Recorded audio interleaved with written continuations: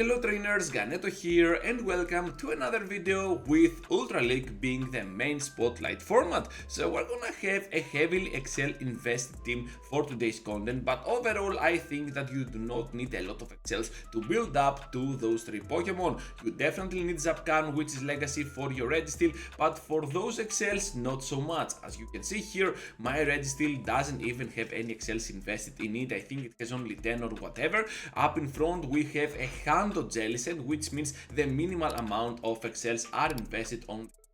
And of course Tentacruel can still play as a 15-15-15 if you have one for yourself, so definitely not a budget team, I get it, but still kinda playable for any level that you might be on your trainer's account. So as you can see here, we're having a Jellicent up in front, a Jellicent at the back, and in between the Metal Trascan, because why not? This Pokemon is gonna help us a lot against grass types, and of course will provide extra coverage against the dark typing and the fairies. So at this point all we have to do is to go ahead and bring Registeel into the battle, because Drapion is gonna be a very bad one for our Jellicent.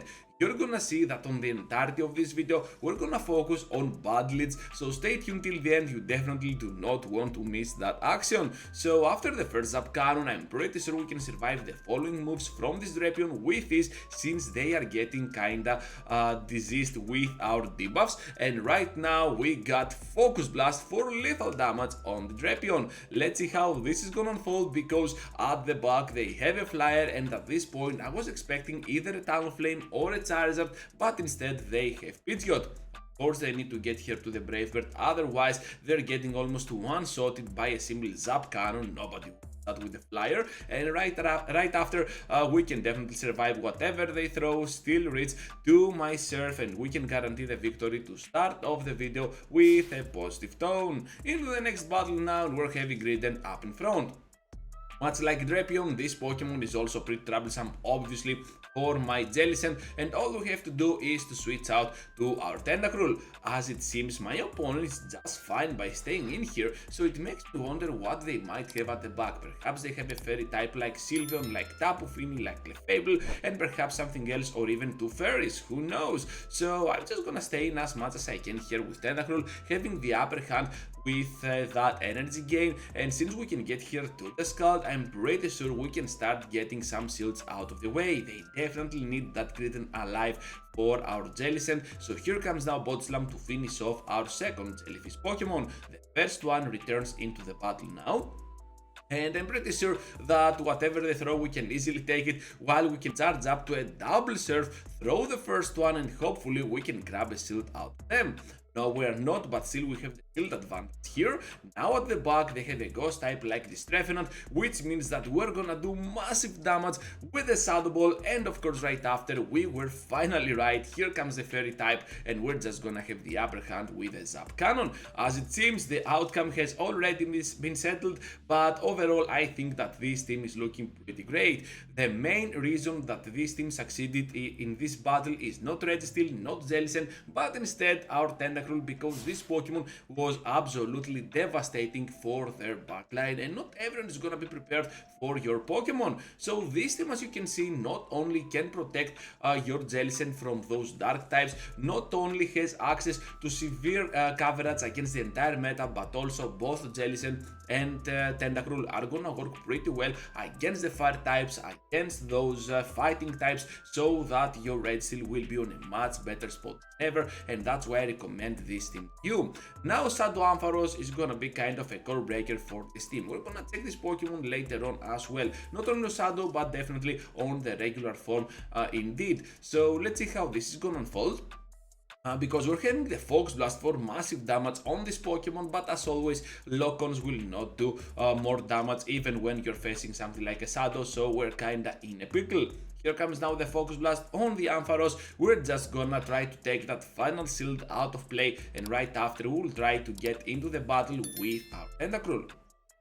In doing so, we can guarantee that whatever they throw, we can easily survive it, even if that is gonna be a Thunder Punch, which they do not have most of the times. Down goes Ampharos, and at the back now they will return with their Giratina. Before they reach to the move, I will switch out to my Shadow Ball to try and snipe them down, but at the back, unfortunately for us, they have a Greninja. I know they need 3 of those Water Shurikens for the first Night Slash, 2 for the second Night Slash, and then it's a loop 3-2-3-2. So right after, we're just gonna block here the next upcoming attack, and of course in doing so we can get a little bit extra on that energy and still reach to the knockout with our Scald. By overfarming here, we can kinda guarantee that we can reach to the Scald, because I'm pretty sure that the Dragon Claw cannot finish us all. So here comes now the final move for the finishing blow against a very bad lead and a very bad switch. Into the next battle now, and we're having Ninetales. So yeah, this Pokemon is kinda bad, especially when it has Charm, because our backline can easily take care of it. So all I want to do here is to make them throw the energy and then switch out to my first severe counter to that fairy typing, and that is Tentacruel. We managed to get a Swampert out of the way, so here is another strategy.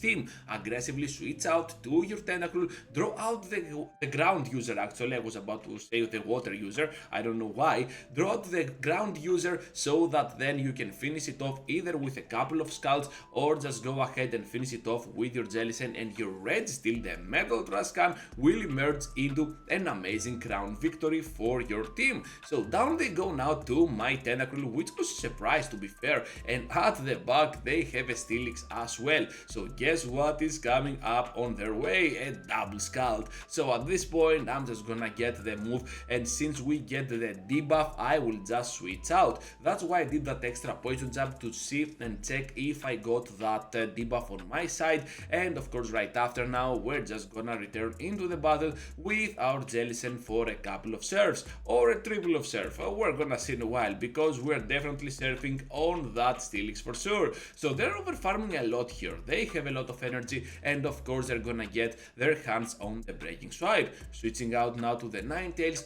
to snipe me down, but we know better, and we're gonna press that surf before we do anything bad on our side, before we get farmed down at least. Now the Scald will take care of the Ninetales, and of course with our Red still remaining, I do not think they stand a lot of chances against us.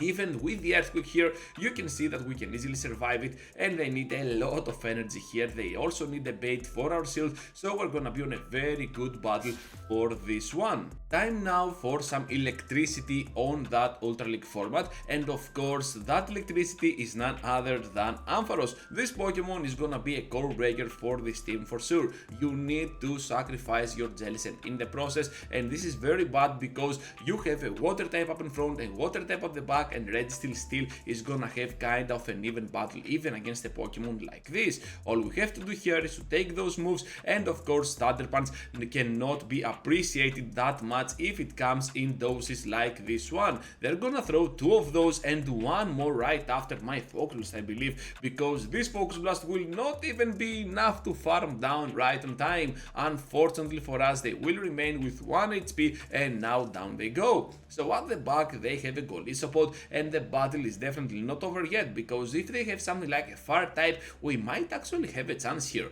However, they end up going here for the liquidation, and they're gonna apply the debuff, which is kind of a big bummer, seeing the debuff that early, and now X-Scissor will hit us. Let's see how this is gonna unfold, because all we have to do here is to go ahead, overfarm as much as we can, but at the same time we get so much damage output on our end. Now they have a Tentacruel of their own, and you can already imagine that the outcome will not be the one that we were expecting here, since we might reach to the Zap Calm, but still they have a shield up, and at this point they might actually even take the move if they want to. So down we go in a miserable way, but still that was pretty rough. Okay, so into the next battle, and we're having a Dragonite up in front. You saw before that Ampharos was a very bad lead, but still it's not the end of the world. You still have a lot of play. It all depends on the backline, to be fair. So Jellicent now is gonna get to that Shadow Ball against Dragonite, and of course we need to block the second Dragon Claw in the process if we want to have any chance at all. So we're seeing the switch, so that's why I'm pressing Surf here on that Skartank, and all I want to do at this point is to switch out right on the crunch to try and catch it on my registeel. I'm not gonna do that successfully as you can see here, but still you can do it much better than me. And of course now Focus Blast is just gonna dominate this Pokemon. I know that the flamethrower is coming up, but hopefully we can survive even when we have horrible PvP IVs for this Ultra League format. Look at the farm down, absolutely insane, and still we're gonna be able to guarantee the shield output on their end with a Zap Cannon on the Dragonite. So Tentacruel now up against the world, up against that Dragonite, and of course on the switch we're gonna see a Jellicent. We will try to snipe it down with that Shadow Ball of ours, and right after we have the Scald. Hopefully we can get it with a debuff on their side, but unfortunately this is not gonna be the case. By blocking here the Shadow Ball, I can guarantee that we can farm down right after, and of course now with Dragonite remaining, they have no chance at all, since whatever they throw up against us, we can easily survive it, still reach to the Blizzard for the overkill, and we can get our shiny victory. Into the final one now, we're having a Abomasnow up in front. This is a horrible lead scenario, we need to get out of there, and hopefully we have two Pokemon on the back that can somehow make up for it. So they're trying to bait here with the Weather Ball. I don't know what they were doing, but still now they're gonna respond with that Poliwrath, and this is what I enjoy about this team. Whenever you bring your Tentacruel into the fight, most likely they will bring out a fighter because they want to avoid that Jellicent matchup for sure, and at this point, as you can see, they're having kind of an even battle overall. It's not the end of the world, but still that Poliwrath has to sacrifice some resources process. What I want to do at this point is to go ahead and get out of this battle with a shield advantage. Even if they want to completely farm down, this is absolutely fine by me, because I can still return into the battle with my Jellicent after debuffing this Pokemon a lot, and of course we can farm down a lot of energy. Even if that grass type Pokemon returns to the battle, we still have a couple of those Shadow Balls to throw up against them. So I'm expecting the Abomasnow, since they have the shield, I'm just gonna switch out immediately to my Registeel. I know that even a Shadow Charizard will not knock me out from this range, so with a Blast Burst, so I'm just gonna let it go through, and they end up going for the baits. So this is looking pretty good, okay? Even if they went for the Blast Burst, we could still get to the Zap Cannon, and right after, even if they farmed down, we had a lot of serves to go, and perhaps one Shadow Ball could do the trick against Shadow Abomasnow. So here comes now the move, but to be fair, I don't care much. I'm just gonna reach to the Focus Blast for the knockout against the Ice type Pokemon, and we're gonna take this final victory to guarantee the noob against this one trainer. So that is gonna be all for today, trainers. Thank you for watching and for staying till the end. Just be sure to leave a huge like before you go, subscribe to the channel if you already haven't, and over here not only you saw my ELO reveal, but also you saw how well this team was pretty strong. So if you want to see more of those strong teams, be sure to check out any one of these two videos, and I will be expecting you up into the next one.